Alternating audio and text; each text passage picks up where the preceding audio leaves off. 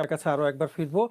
দর্শক, আমাদের মাঝে উপস্থিত হয়েছেন বিএনপির জাতীয় নির্বাহী কমিটির সদস্য আবু নাসের মোহাম্মদ রহমতুল্লাহ।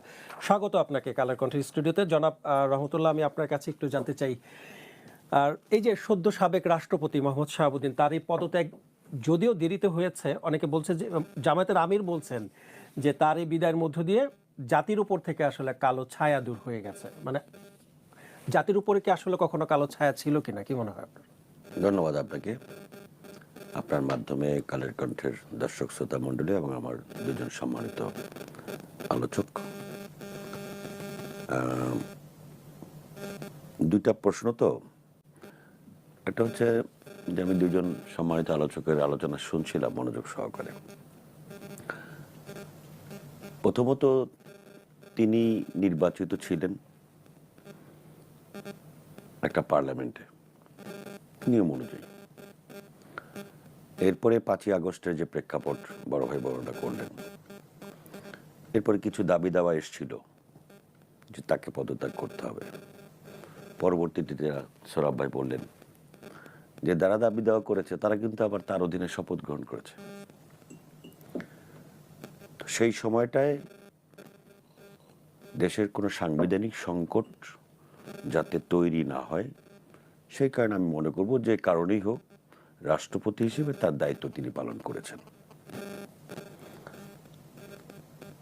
সেখানে নিয়ম অনুযায়ী একটি নির্বাচিত সরকার আসার আগে এবং পরে তিনি তার যেভাবে দায়িত্ব পালন করা উচিত সেইভাবে তিনি দায়িত্ব পালন করেছেন।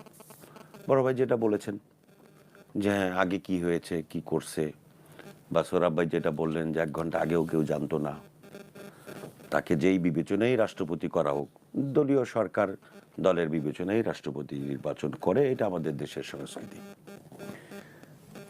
কিন্তু আমি মনে করি যে 5ই আগস্টের যে প্রেক্ষাপট ছিল, সেই প্রেক্ষাপটে তিনি সাংবিধানিক দায়িত্বটা পুরোপুরি পালন করেছেন।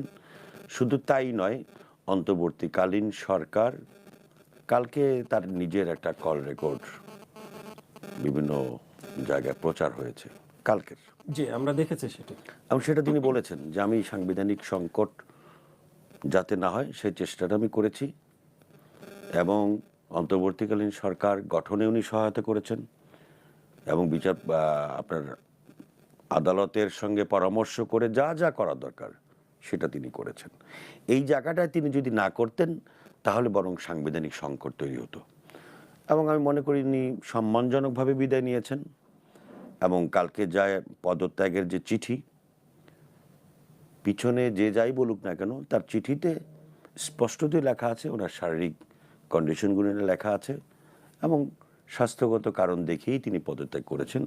এখানে অন্য কিছু খোঁজাটা আসলে আমি মনে করি না খুব বেশি প্রয়োজন আছে। কিন্তু বিরোধী দল থেকে তো বলছে বিরোধী দল যে যেটা বলেছে, শারীরিক অসুস্থতা দেখাচ্ছেন মূলত সেফ এক্সিট পাওয়ার জন্য। মানে আসলে কি তাই?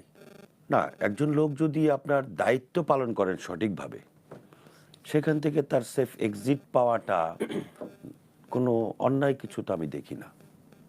আপনি যদি মনে করেন যে তার দায়িত্ব পালন করে কোনো অন্যায় আছে, বা তার আগের কোনো অপরাধের জন্য আপনি তাকে বিচার করবেন, সেটা যে কোনো নাগরিক বিচারের সাংবিধানিক আওতার মধ্যে যদি থাকে, সে যে কোনো নাগরিকই আপনি বিচার করতে পারেন। কিন্তু বিরোধী দল যেটা করতেছে সেটা হচ্ছে ডাবল স্ট্যান্ডার্ড। তারা একদিকে তার কাছ থেকে ঠিকই শপথ গ্রহণ করেছেন, পরিপূর্ণ শপথ নিয়েছেন, এবং উপদেষ্টারাও শপথ নিয়েছেন।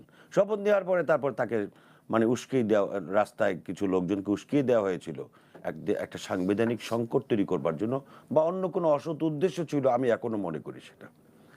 আজকের প্রেক্ষাপটে একটা স্থিতিশীল অবস্থায় উনি ওনার শারীরিক কারণ দেখিয়ে পদত্যাগ করেছেন, এটাই সামনে রাখতে চাই। আর বিরোধী দল যেটা, সেটা রাজনীতি করতে চেয়েছিল। কিন্তু দেশকে সংকটে ফেলে যারা রাজনীতি করতে চান তারা দেশপ্রেমিক কিনা সেটা আমাদেরকে আগে ভাবতে হবে। ধন্যবাদ। আমি ফিরবো আপনার কাছে। জনাব মহসিন রশিদ, আপনার কাছে একটু ফিরতে চাই। জনাব